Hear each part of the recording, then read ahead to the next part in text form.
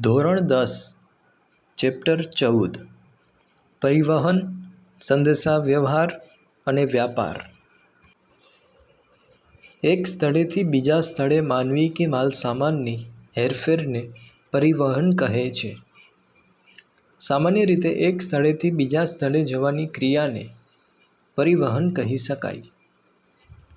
દેશ કે પ્રદેશના આર્થિક અને સાંસ્કૃતિક વિકાસમાં પરિવહનનો મહત્વનો ફાળો છે। પરિવહનથી વસ્તુઓની કે માનવીની આવન જાવન પ્રવૃત્તિ સંભવી શકે છે। પરિવહનથી દૂરના પ્રદેશોને એકબીજાથી સાંકળી શકાય છે। રાષ્ટ્રીય એકતા તથા ઔદ્યોગિકીકરણ અને શહેરીકરણ જેવી પ્રક્રિયાઓ પરિવહનથી શક્ય બને છે। આજની તુલનામાં પહેલાંના સમયમાં લોકો વચ્ચે સંપર્ક બહુ ઓછો રહેતો। આજે તો સંદેશાની આપ-લે માટે વધુને વધુ લોકો સંદેશા વ્યવહારના સાધનોનો ઉપયોગ કરે છે। ટપાલ, ટેલિફોન, મોબાઈલ ફોન તથા ઇન્ટરનેટ સેવાનો ઉપયોગ સંદેશા વ્યવહારમાં વ્યાપક થવા લાગ્યો છે। ભારતે અવકાશી સંશોધન ક્ષેત્રે ઉપગ્રહો તરતા મૂક્યા છે। આનાથી દૂરસંચાર સેવામાં ઘણો જ સુધારો થયો છે। વ્યાપાર પ્રવૃત્તિ ત્રીજા પ્રકારની આર્થિક પ્રવૃત્તિ છે। વ્યાપાર ઉત્પાદન પ્રવૃત્તિને પણ વેગ આપે છે। કોઈપણ રાષ્ટ્ર સંપૂર્ણપણે સ્વાવલંબી હોઈ શકે નહીં। તેથી તેણે બીજા દેશો સાથે અદલાબદલીનો વ્યવહાર કરવો જ પડે। દાખલા તરીકે ભારતમાં થતી કૃષિ પેદાશો મધ્ય પૂર્વના દેશોમાં જાય છે। ત્યાંથી આપણે ખજૂર તથા ખનિજ તેલની આયાત કરીએ છીએ। પરિવહન આરંભમાં માનવી ભટકતું જીવન ગાળતો, પણ ખેતીની શોધ પછી તે સ્થાયી જીવન જીવવા લાગ્યો। શરૂમાં પોતાની વસ્તુ તે જાતે જ વહન કરતો। સમય જતાં ખેતી સાથે પશુપાલન પ્રવૃત્તિથી પશુઓનો ઉપયોગ બોજવાહક તરીકે પણ તે કરવા લાગ્યો। વર્તમાન સમયમાં પશુથી વધારે પરિવહન પ્રવૃત્તિમાં યાંત્રિક વાહનનો ઉપયોગ થવા લાગ્યો। પરિવહન પદ્ધતિને સ્થાન, આબોહવા, ભૂપૃષ્ઠ, માનવ વસ્તીનું પ્રમાણ વગેરે જેવી બાબતો તેને પ્રભાવિત કરે છે। આ ઉપરાંત તકનીકી વિકાસ, આર્થિક વિકાસ, બજાર અને મૂડીરોકાણ, રાજકીય નિર્ણયો જેવા સાંસ્કૃતિક પરિબળો પણ પરિવહન પર અસર કરતા છે। મેદાની પ્રદેશમાં સડક તથા રેલમાર્ગથી પરિવહન થાય છે। પર્વતીય વિસ્તારોમાં આજે પણ પશુ, હિમાલયના દુર્ગમ સ્થળોએ યાક તથા માનવીનો બોજવાહક તરીકે ઉપયોગ થાય છે। એવરેસ્ટ આરોહણ સમયે ભોટિયા લોકો, જે સારા પર્વતારોહકો પણ છે, તે સામાન ઊંચકવાનું કામ કરે છે। આ ઉપરાંત પહાડી પ્રદેશોમાં, જંગલના ક્ષેત્રોમાં હાથી, ખચ્ચર તથા ઘોડાનો ઉપયોગ થાય છે। રણ પ્રદેશમાં ઊંટ શ્રેષ્ઠ બોજવાહક છે। મેદાની પ્રદેશોમાં પણ કઠિયારા લાકડા કાપી માથે ઊંચકતા તમે જોયા હશે। રેલવે સ્ટેશનોમાં કુલીઓને પણ માથે સામાન ઊંચકતા જોઈ શકાય છે। દરિયા કિનારે કે નદી ઊંડી હોય અને બારેમાસ પાણી રહેતું હોય ત્યાં જહાજનો કે હોડીનો ઉપયોગ પરિવહનોમાં થાય છે। સડક માર્ગો અથવા ભૂમિ પરિવહન પ્રાચીન સમયથી જ પરિવહન માર્ગોમાં સડક માર્ગોનું મહત્વ વધુ હતું। ભારતમાં સમ્રાટ અશોક અને ચંદ્રગુપ્ત મૌર્યના સમયમાં રાજમાર્ગોની ઝાડ પથરાઈ હતી। સડક માર્ગ, રેલ માર્ગ, દરિયાઈ માર્ગ તથા હવાઈ માર્ગોના પૂરક બની રહે છે। સડક પરિવહનનો સૌથી અગત્યનો ગુણધર્મ તેની સેવાનું વ્યાપક ક્ષેત્ર, માલની સુરક્ષા, સમયની બચત અને બહુમુખી અને સસ્તી સેવા થાય છે. માલસામાન, માનવી અને વિસ્તારોને સાંકળવાનો એકમાત્ર સસ્તો વિકલ્પ એટલે સડક માર્ગ. ભારતની સડક પ્રણાલી યુએસએ અને ચીન પછી વિશ્વની ત્રીજી મોટામાં મોટી પ્રણાલિકાઓમાંની એક છે. આટલું જાણવું ગમશે.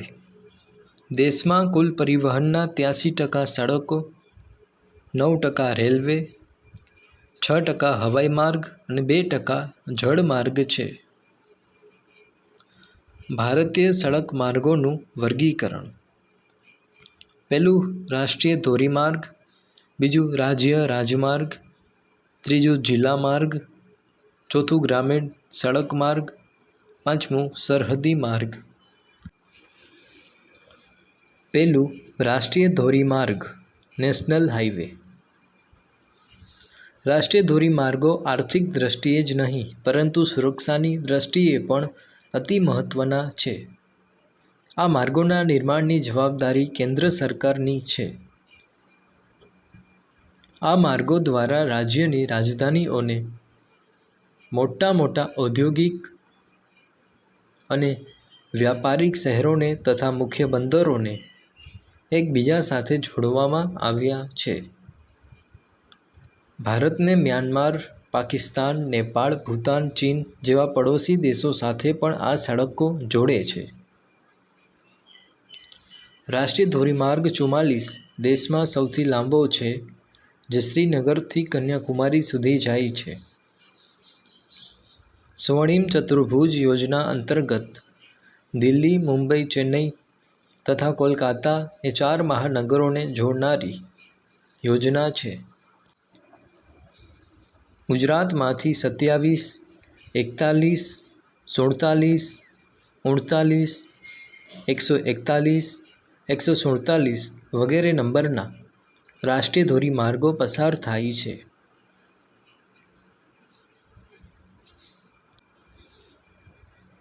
ભારત સરકારે વર્ષ 2011માં રાષ્ટ્રીય ધોરીમાર્ગના નંબરમાં પરિવર્તન કરેલ છે. જનસંખ્યાના આધારે જોઈએ તો ચંદીગઢ, પુડુચેરી, દિલ્હી, ગોવા જેવા રાજ્યોમાં રાષ્ટ્રીય ધોરીમાર્ગોની સંખ્યા વધારે છે. મિઝોરમ, અરુણાચલ પ્રદેશ, મેઘાલય, મણિપુર જેવા રાજ્યોનો ત્યાર પછી ક્રમ આવે છે. વધારે વસ્તી ધરાવતા ઉત્તર પ્રદેશ, પશ્ચિમ બંગાળ, બિહાર, મધ્યપ્રદેશ, રાજસ્થાન, મહારાષ્ટ્ર અને ગુજરાત જેવા રાજ્યોમાં રાષ્ટ્રીય ધોરીમાર્ગોની લંબાઈ પ્રમાણમાં ઓછી છે. બીજું રાજ્ય ધોરીમાર્ગ સ્ટેટ હાઈવે. વ્યાપાર અને ઉદ્યોગની દ્રષ્ટિએ રાજ્યના ધોરીમાર્ગોનું મહત્વ છે. આ સડકો, રાજમાર્ગો તથા જિલ્લા કેન્દ્રો સાથે જોડાયેલ છે. આ સડકોના નિર્માણ તથા સારી પરિસ્થિતિમાં રાખવાની જવાબદારી જે તે રાજ્ય સરકારોની છે. ત્રીજું જિલ્લા માર્ગ ડિસ્ટ્રિક્ટ રોડ્સ. આ સડકો ગામડા તથા શહેરોને જિલ્લાના મુખ્ય મથક સાથે જોડે છે તથા તાલુકા મથકોને જિલ્લા મથકો સાથે જોડે છે. પહેલાં આ સડકો કાચી હતી. હવે લગભગ બધી જ સડકો પાકી સડકોમાં પરિવર્તિત થઈ ચૂકી છે. તેની જાળવણી જિલ્લા પંચાયત કરે છે. ગ્રામીણ માર્ગ ચોથું વિલેજ રોડ્સ. આ સડકોનું નિર્માણ અને જાળવણી ગ્રામ પંચાયતો દ્વારા કરવામાં આવે છે.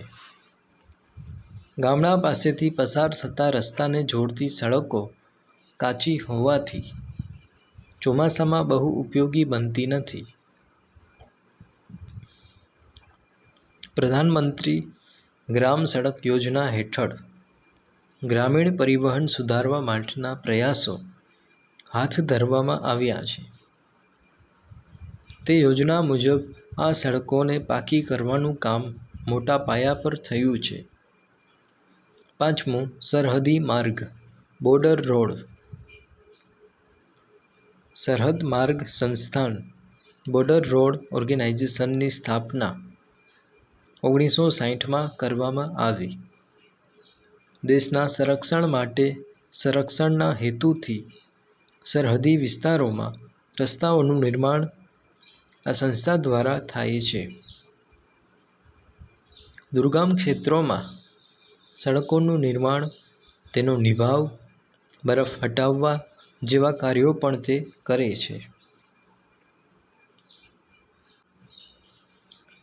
એક્સપ્રેસ ધોરીમાર્ગ એક્સપ્રેસ હાઇવે.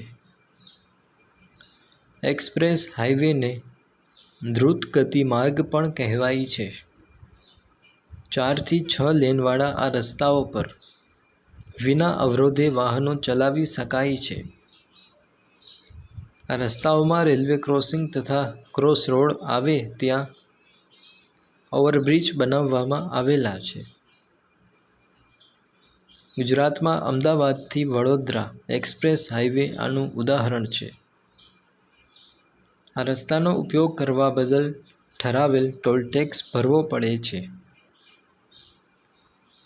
દેશના મુખ્ય બંદરોને જોડતા રસ્તા પણ બનાવવામાં આવ્યા છે.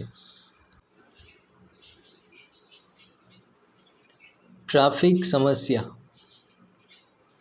મોટા શહેરોમાં ટ્રાફિક સમસ્યા ન સર્જાય તે માટે ઓવરબ્રિજ, બાયપાસ રોડ તથા શહેરની ફરતા રિંગ રોડ બનાવાયા છે. છતાં વધતી જતી વાહનોની સંખ્યાને કારણે મહાનગરોમાં ટ્રાફિકની સમસ્યા વકરતી જાય છે. વધતી વસ્તી તથા વધતા વાહનોના પ્રમાણમાં શહેરોમાં રસ્તાઓ પહોળા થઈ શકતા નથી. ઉપરાંત રસ્તા પર દબાણો વધતા પીક અવર્સમાં શહેરોમાં ટ્રાફિક જામના દ્રશ્યો સામાન્ય થઈ ગયા છે. વરઘોડા, સામાજિક શોભાયાત્રા તથા સરઘસોના કારણે પણ શહેરોમાં ટ્રાફિક જામ થાય છે. દિલ્હી જેવા શહેરોમાં તો કલાકોના કલાકો સુધી ટ્રાફિક હળવો થતો નથી. તેના લીધે અગત્યના કામે જતા લોકો, પરીક્ષાર્થીઓ, વિમાન કે રેલવે સ્ટેશને જનારા મુસાફરો અને તાત્કાલિક સારવારની જરૂરિયાતવાળા દર્દીઓ હોસ્પિટલ સુધી સમયસર પહોંચી ન શકવાથી મુશ્કેલીમાં મુકાય છે. ટ્રાફિક સમસ્યા દૂર કરવા માટે કેટલાક સૂચનો. શ્રેણી 9માં તમે ટ્રાફિક સમસ્યા અંગે સૂચનો ભણી ગયા છો. હવે જરા વિગતે અભ્યાસ કરીએ. જો તમે વિદ્યાર્થી છો અને વાહન ચલાવવા માટેનું લાયસન્સ ધરાવતા નથી, તો તમે વાહન ન ચલાવો.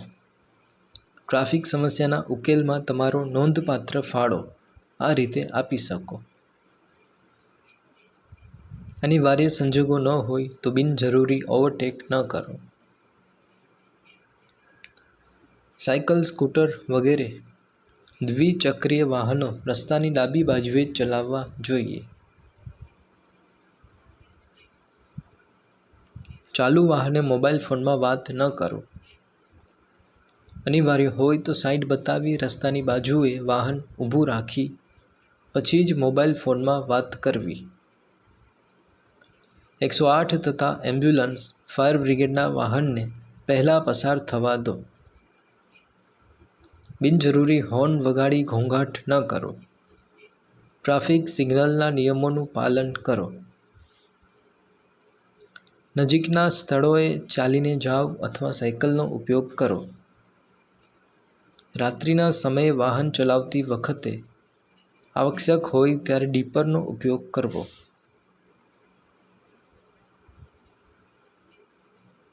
વાહન ચલાવતી વખતે બે વાહનો વચ્ચે સલામત અંતર રાખવું. નિયત સમય મર્યાદામાં વાહનની જાળવણી અને મરામત કરાવવી. અગ્નિશામક તેમજ પ્રાથમિક સારવાર પેટી વાહનમાં રાખવી.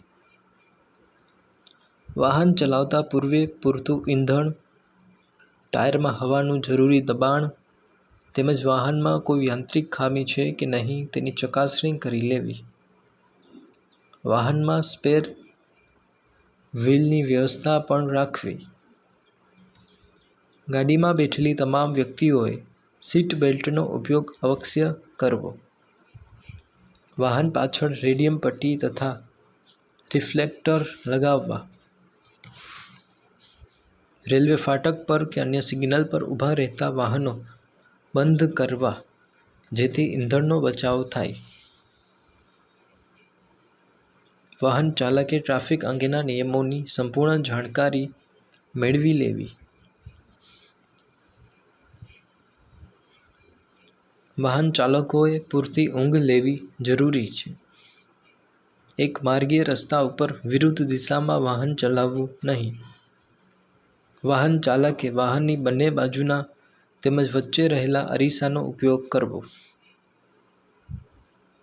વાહનનું પાર્કિંગ નિયત કરેલ સ્થળે અને અડચણરૂપ ન બને એ રીતે કરવું. તમામ વાહનોની બ્રેક લાઇટ ચાલુ હોવી જ જોઈએ. જમણી બાજુ કે ડાબી બાજુ રસ્તો પસાર કરતા સમયે જે તે ઇન્ડિકેટર લાઇટનો ઉપયોગ કરવો. સ્ટેટ હાઇવે પર તેમજ એક્સપ્રેસ હાઇવે પર લાઇન હોય તો સ્પીડવાળી ગાડીઓ નિયત થયેલ લેનમાં ચલાવવી જોઈએ. ભારવાહક સાધનો ડાબી સાઈડે ચાલે તેનું ધ્યાન રાખવું. માલવાહક વાહનોમાં ઉતારુઓને બેસાડવા નહીં. વાહન ચલાવતા ગતિ મર્યાદાનો ખ્યાલ રાખવો જોઈએ. અકસ્માત સમયે પોતાનું વાહન નિયત લેનમાં રાખી ટ્રાફિક વ્યવસ્થા જાળવવામાં સહયોગ આપવો. રસ્તા પર અકસ્માત જોવા મળે ત્યારે તાત્કાલિક 108 નંબરને જાણ કરી ઘાયલ મુસાફરોને સારવાર પહોંચાડવાની વ્યવસ્થામાં મદદરૂપ થવું. દ્વિચક્રી વાહન ચાલકોએ હેલ્મેટ પહેરીને વાહન ચલાવવું. રસ્તા પર વળાંક આવતા વાહનની ગતિ ઓછી કરવી. શાળા, હોસ્પિટલ વગેરે જેવા નો હોર્ન વિસ્તારમાંથી પસાર થતી વખતે હોર્ન વગાડવું નહીં તથા ગતિ મર્યાદા જાળવવી. બમ્પ આવે ત્યારે પણ ગતિમાં ઘટાડો કરવો. રેલમાર્ગ રેલવે. ભારતીય રેલવે દેશનું સૌથી મોટું રાષ્ટ્રીયકૃત સંસ્થાન છે. ભારતીય રેલવે ભારતીય અર્થવ્યવસ્થાના ક્ષેત્રો જેવા કે ખેતી, ઉદ્યોગ, વ્યાપાર, સેવા વગેરેના વિકાસમાં સહકાર આપનાર મુખ્ય પરિવહન માધ્યમ છે. રાષ્ટ્રીય સુરક્ષા, શાંતિ વ્યવસ્થા, સાંસ્કૃતિક અને ભૌગોલિક એકતા સ્થાપિત કરવા તથા તેને જાળવી રાખવામાં તે મુખ્ય ફાળો આપે છે. રેલમાર્ગમાં ભારતનું સ્થાન એશિયામાં પ્રથમ અને વિશ્વમાં બીજું છે. રેલવેનો વિકાસ. ભારતમાં સૌપ્રથમ રેલવે ઈસવીસન 1853માં મુંબઈથી થાણા વચ્ચે શરૂ થઈ. ભારતમાં 3 પ્રકારના રેલમાર્ગો જોવા મળે છે: બ્રોડ ગેજ, મીટર ગેજ અને નેરો ગેજ. મીટર ગેજ તથા નેરો ગેજ લાઇનને વર્તમાન સમયમાં બ્રોડ ગેજમાં મોટા ભાગે પરિવર્તિત કરવામાં આવી છે. ભારતીય રેલવેની આ એક મોટી સિદ્ધિ છે.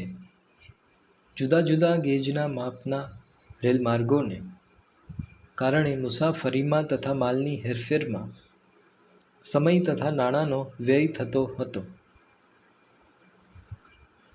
ભારતમાં જે રાજ્યોમાં મેદાની પ્રદેશ, ગીચ વસ્તી, ઔદ્યોગિક વિકાસ, સઘન ખેતી, ખનિજ સમૃદ્ધ ક્ષેત્રો છે ત્યાં રેલવેનું જાળું વધારે ફેલાયેલું જોવા મળે છે. ગંગાના મેદાની પ્રદેશમાં ખેત પેદાશો તથા વસ્તી ગીચતાના કારણે રેલમાર્ગ મોટા પ્રમાણમાં જોવા મળે છે. કોલકાતા, દિલ્હી તથા જયપુર જેવા મોટા શહેરોમાં મેટ્રો રેલ પણ જોવા મળે છે. અમદાવાદથી ગાંધીનગર મેટ્રો રેલ પ્રોજેક્ટની કામગીરી શરૂ થઈ ગઈ છે. મુંબઈને તેના ઉપનગરો સાથે જોડવા માટે ઉપનગરીય રેલવે ઉપયોગી સાબિત થઈ છે. રેલવે મુસાફરો તથા માલસામાનની હેરફેર ઉપરાંત દુકાળના સમયે અનાજ તથા ઘાસચારાની ઝડપી હેરફેર માટે પણ ઉપયોગી બને છે. સંરક્ષણની દૃષ્ટિએ પણ સૈનિકો તથા હથિયારોના સ્થળાંતરમાં ઉપયોગી બને છે. કોંકણની રેલવે એ દુર્ગમ પર્વતીય વિસ્તારોમાં સુરંગો ખોદી માર્ગ બનાવી શ્રેષ્ઠ ઇજનેરી કૌશલ્યનું દૃષ્ટાંત પૂરું પાડ્યું છે. સમય સુરક્ષા તથા સુવિધા માટે ભારતીય રેલ સેવા ઉત્તમ ગણાય છે અને તેનું આધુનિકીકરણ ઝડપથી કરાઈ રહ્યું છે. દિબ્રુગઢથી કન્યાકુમારીને જોડતો રેલમાર્ગ ભારતનો સૌથી લાંબો રેલમાર્ગ છે, જે વિવેક એક્સપ્રેસ તરીકે જાણીતો છે. ગુજરાતમાં અમદાવાદ સૌથી મોટું રેલવે સ્ટેશન છે. આ ઉપરાંત મહેસાણા, વિરમગામ, રાજકોટ, વડોદરા, સુરત, આણંદ મહત્વના જંકશનો છે. જળમાર્ગ પ્રાચીન સમયથી ભારતમાં જળમાર્ગો દ્વારા પરિવહન થતું. સડક તથા રેલવે માર્ગો ન હતા, ત્યારે જળમાર્ગોથી જ વ્યવહાર થતો. સડક તથા રેલવેની તુલનામાં જળમાર્ગ સસ્તો પડે છે, કેમ કે તેમના નિર્માણ કે સમારકામમાં ખર્ચ થતો નથી. ભારતમાં બે પ્રકારના જળમાર્ગો છે: આંતરિક જળમાર્ગ અને સમુદ્રી જળમાર્ગ. આંતરિક જળમાર્ગ પરિવહન સેવા ઉત્તર-પૂર્વ ભારતના અસમ, પશ્ચિમ બંગાળ અને બિહાર જેવા રાજ્યોમાં વધારે છે તથા દક્ષિણ ભારતમાં પણ આંતરિક જળમાર્ગો સેવાર્થે વપરાય છે. નદી નહેર પરિવહન. નદી જળમાર્ગની દૃષ્ટિએ પશ્ચિમ બંગાળ, અસમ, તમિલનાડુ તથા બિહાર રાજ્યો મહત્વના છે. આ કાયમી જળમાર્ગોમાં સ્ટીમર તથા મોટા મોટા વાહનોનો સમાવેશ થાય છે. આંતરિક જળ પરિવહનને જાળવવા માટે સરકારે નીચેના જળમાર્ગોને રાષ્ટ્રીય જળમાર્ગોનો દરજ્જો આપ્યો છે. રાષ્ટ્રીય જળમાર્ગ 1 ગંગા નદી હલ્દિયા અલ્હાબાદ 1620 કિલોમીટર. રાષ્ટ્રીય જળમાર્ગ 2 બ્રહ્મપુત્ર નદી ધુબરી સાદિયા 891 કિલોમીટર. રાષ્ટ્રીય જળમાર્ગ 3 પશ્ચિમ કિનારાની નહેર કોલમ કટ્ટાપુરમ 250 કિલોમીટર. રાષ્ટ્રીય જળમાર્ગ 4 ગોદાવરી કૃષ્ણા નદી કાકીનાડા પુડુચેરી 1078 કિલોમીટર. રાષ્ટ્રીય જળમાર્ગ 5 બ્રાહ્મણી નદી ગોયનખલી તાલચેર 588 કિલોમીટર. દરિયાઈ જળમાર્ગ ભારતને લગભગ 7516 કિલોમીટર લાંબો દરિયા કિનારો મળેલો છે. આ લાંબા કિનારા પર 13 મુખ્ય બંદરો તથા 200 જેટલા નાના બંદરો આવેલા છે. શિપિંગ કોર્પોરેશન ઓફ ઇન્ડિયાની સ્થાપના પછી રાષ્ટ્રીય તથા આંતરરાષ્ટ્રીય જળમાર્ગોનો ખૂબ વિકાસ થયો છે.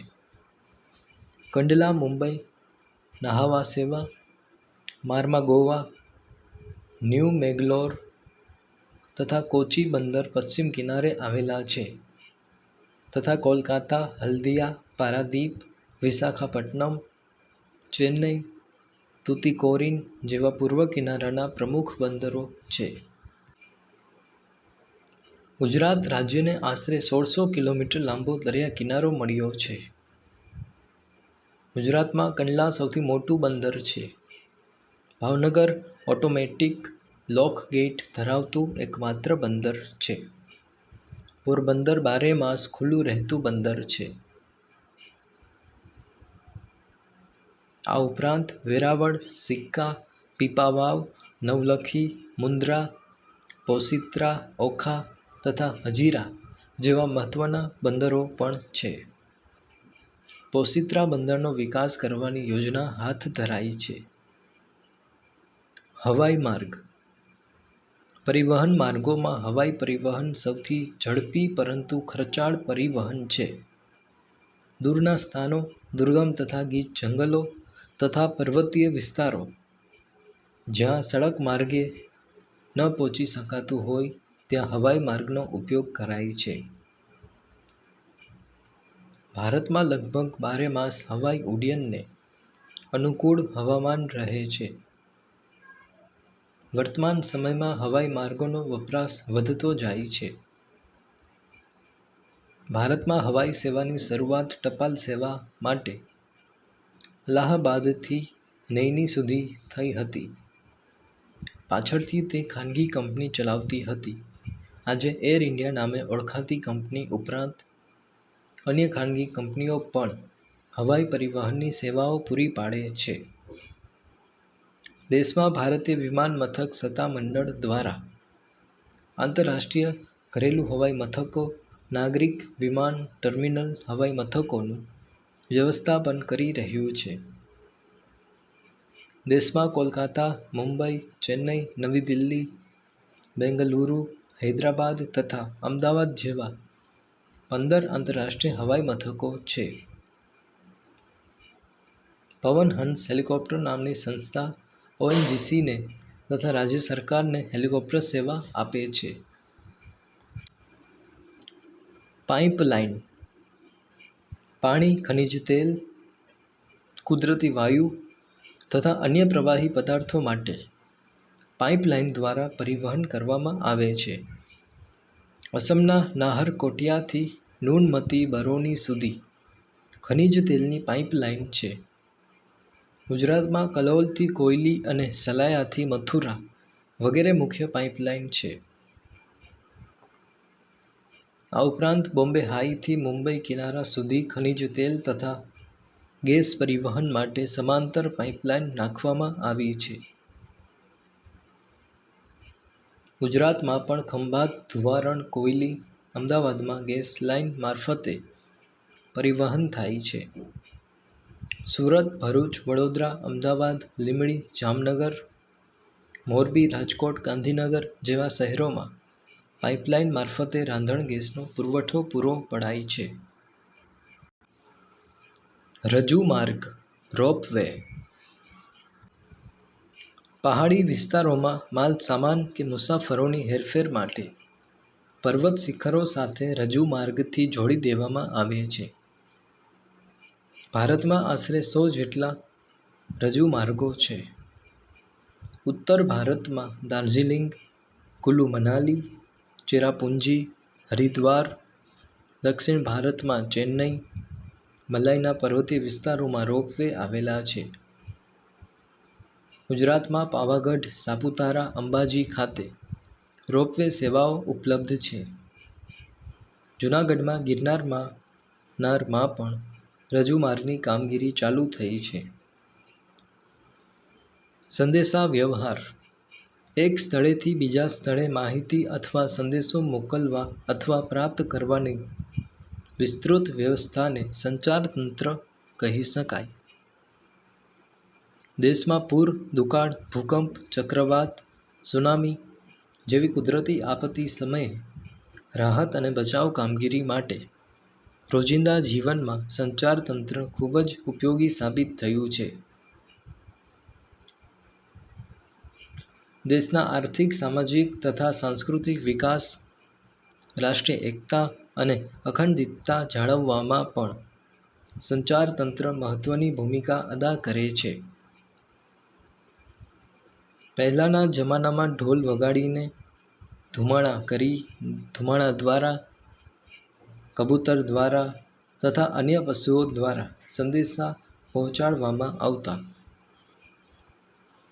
આધુનિક સંદેશા વ્યવહારમાં ટપાલ સેવા, ટેલિફોન અને આજે મોબાઈલ ટેલિફોન, સ્માર્ટફોન તથા ઉપગ્રહોની શોધથી સંચારને ખૂબ જ ઝડપી અને સરળ બનાવ્યા છે. વિજ્ઞાન અને ટેકનોલોજીએ સંચાર ક્ષેત્રમાં વિકાસ લાવવામાં અગત્યનો ફાળો આપ્યો છે. આજે આપણે તમામ મહત્વની ઘટના તથા ક્રિકેટની મેચ જીવંત જોઈ શકીએ છીએ.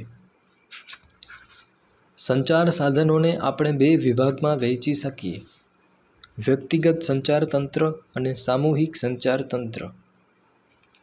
પહેલું, વ્યક્તિગત સંચાર તંત્ર. વ્યક્તિગત સંચાર તંત્રના સાધનોમાં ઇન્ટરનેટ તથા સ્માર્ટફોન સૌથી અસરકારક અને આધુનિક છે.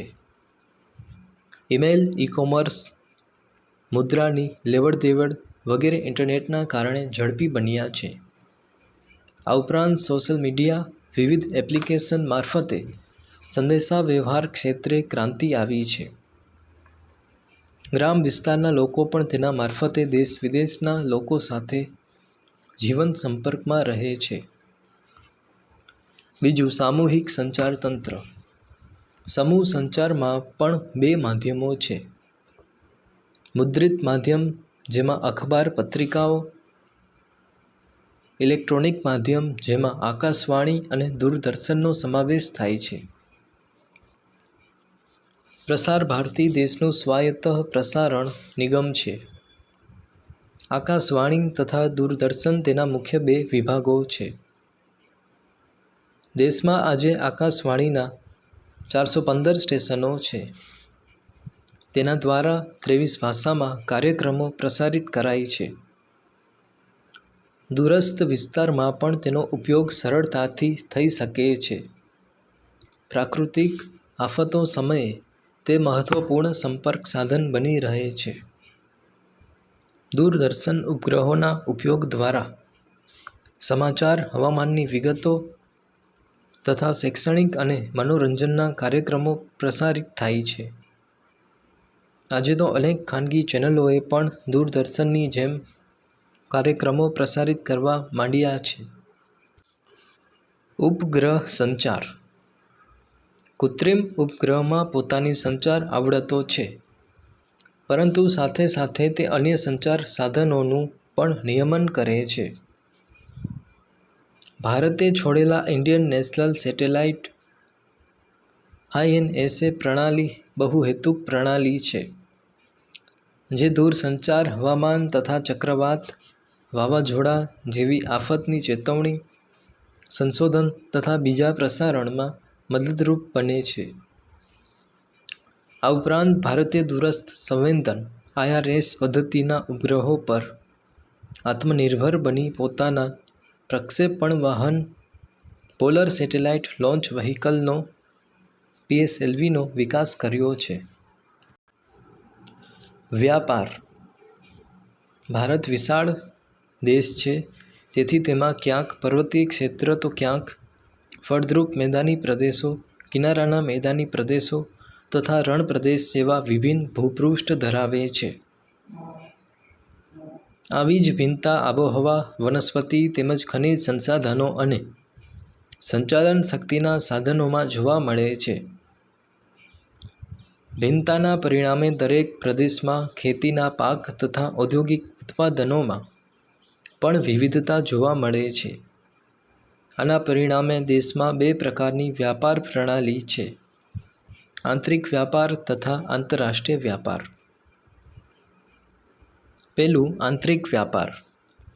એક રાજ્યમાં વિપુલ પ્રમાણમાં ઉપલબ્ધ વસ્તુઓ બીજા રાજ્યમાં નિકાસ કરવામાં આવે છે તથા બીજા રાજ્યમાં ઉત્પન્ન થતી વસ્તુઓ પોતાના રાજ્યમાં આયાત કરવામાં આવે છે. તેને આંતરિક વેપાર કહે છે. દાખલા તરીકે, પંજાબમાં ઘઉં વધારે ઉત્પન્ન થાય છે, તેથી તે બીજા રાજ્યોમાં મોકલે છે. જ્યારે પંજાબને દરિયા કિનારો મળ્યો નથી, તેથી તે મીઠું ગુજરાતમાંથી આયાત કરે છે. આમ દરેક રાજ્ય પોતાના રાજ્યમાં થતી પેદાશની નિકાસ કરે છે. આના પરિણામે ભારતમાં આંતરિક વેપાર વિકસ્યો છે. બીજું, આંતરરાષ્ટ્રીય વ્યાપાર. વિશ્વના જુદા જુદા દેશો પોતપોતાની જરૂરિયાતો મુજબ વેચવાની તથા આયાત કરવાની પદ્ધતિને આંતરરાષ્ટ્રીય વેપાર કહી શકાય. આંતરરાષ્ટ્રીય વેપારમાં સમતુલા જાળવવી જરૂરી છે, નહીં તો દેશની વ્યાપાર તુલના નકારાત્મક થાય છે. જે દેશ ઉત્પાદિત વસ્તુની નિકાસ વધારે કરે અને આયાત ઓછી કરે, ત્યારે તે દેશની વ્યાપાર તુલના હકારાત્મક છે એમ કહી શકાય. આનાથી આપણા દેશમાં વિદેશી હૂંડિયામણમાં વધારો થાય છે. જો દેશમાં નિકાસ કરતાં આયાત વધે તો વ્યાપાર તુલના નકારાત્મક છે એમ ગણાય. જે દેશ વધારે નિકાસ કરે તેનું ચલણ મૂલ્ય આંતરરાષ્ટ્રીય બજારમાં વધે છે અને જે દેશની આયાત વધે છે એવા દેશોનું ચલણ મૂલ્ય આંતરરાષ્ટ્રીય બજારોમાં ઘટે છે. ઈસવીસન 1991થી ઉદારીકરણની પ્રક્રિયા બાદ ભારતના આંતરરાષ્ટ્રીય વેપારમાં ઘણા જ બદલાવ આવ્યા છે. છેલ્લા ઘણા વર્ષોનો અભ્યાસ કરીએ તો લગભગ ભારતની વ્યાપાર તુલના નકારાત્મક રહી છે. આ વ્યાપાર તુલના હકારાત્મક બને તે માટે હવે સરકારે મેક ઇન ઇન્ડિયા પ્રોજેક્ટ શરૂ કર્યો છે. આનાથી ઘણી વિદેશી કંપનીઓ ભારતમાં માલનું ઉત્પાદન કરી વિદેશમાં નિકાસ કરશે. હવે આપણે ભારતના આયાત નિકાસ વેપારનો અભ્યાસ કરીશું. ભારતનો આયાત વેપાર. ભારતમાં જરૂરિયાત પ્રમાણેનું લોખંડ પોલાદ ઉત્પન્ન ન થતું હોય ત્યારે તેની તથા તાંબાની આયાત કરે છે. પેટ્રોલિયમ, ખનિજ તેલ તથા લુબ્રિકન્ટ પદાર્થની માંગ પરિવહન માટે તથા મશીનોને ગતિશીલ રાખવા વધારે છે, તેથી તેની પણ આયાત કરીએ છીએ. મશીનો, મોતી અને કિંમતી પથ્થર, ખાદ્ય તેલ વગેરેની પરદેશમાંથી જરૂરિયાત પ્રમાણે આયાત કરીએ છીએ. આપણે USA, Germany, Russia, Myanmar, Iran વગેરે દેશોમાંથી આયાત કરીએ છીએ. ભારતનો નિકાસ વ્યાપાર. ભારત દેશની કેટલીક વસ્તુઓ દેશમાં મોંઘી ન બને તેથી ઉત્પાદનના અમુક ભાગની જ નિકાસ કરવાની છૂટ આપે છે. કેટલીક વસ્તુઓના કાચા માલ સામાનની આયાત કરી તેમાંથી ઉત્પાદિત વસ્તુઓની આપણે પુનઃ નિકાસ પણ કરીએ છીએ. ભારતની મુખ્ય નિકાસમાં કાચું લોખંડ અને ખનિજ ઇજનેરી સામાન જેવા કે સાયકલ, પંખા, સિલાઈ મશીન, મોટરો, રેલવેના ડબ્બા તથા કમ્પ્યુટર સોફ્ટવેર વગેરેનો સમાવેશ થાય છે. રસાયણો અને તેના સંબંધિત ચીજવસ્તુઓ, રત્ન, આભૂષણ, ચામડું અને ચામડાનો સામાન, સુતરાઉ કાપડ, માછલી અને તેની પેદાશો, હસ્તકલાની વસ્તુઓ, ચા, કોફી, શણની ચીજવસ્તુઓ તથા સીવેલા તૈયાર કપડાની પણ નિકાસ કરીએ છીએ. પ્રવૃત્તિ: રેલવેની મોબાઈલ એપ્લિકેશન પરથી રેલવેની ઓનલાઈન સુવિધાની માહિતી મેળવો. મુસાફરી દરમિયાન જોવા મળતા વિવિધ માઇલસ્ટોન દ્વારા માર્ગ વિશે જાણો. વર્તમાનપત્રોમાં આવતા આયાત નિકાસ વ્યાપારના સમાચાર શિક્ષકશ્રી પાસેથી જાણો. ટ્રાફિક પાર્કની મુલાકાત લઈ ટ્રાફિકના નિયમોનું પ્રત્યક્ષ નિદર્શન જુઓ અને તે અંગેની જાણકારી મેળવો. ટ્રાફિક અંગેની જાગૃતિ માટે આયોજિત મોક ડ્રીલમાં ભાગ લો.